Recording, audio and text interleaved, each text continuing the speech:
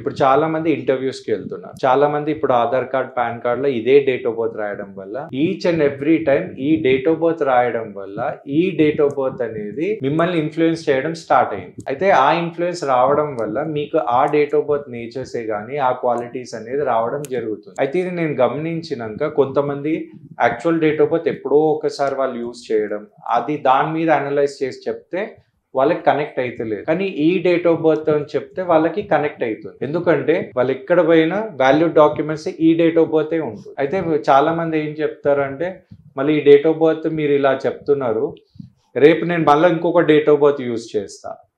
Example ఇప్పుడు మీ actual date of birth 6th ఉంది అనుకుందాం, 6th నవంబర్. వాళ్ళు ఎందుకో ఏమో 1st జనవరి అని రాశారు. అయితే 1st జనవరి మీరు రిపీట్ చేయడం వల్ల మీకు క్వాలిటీస్ అనేది 1st జనవరి ఆ ఇయర్ క్యాల్కులేట్ చేసి వచ్చేదాన్ని ఇన్ఫ్లుయెన్స్ అనేది ఉంటుంది.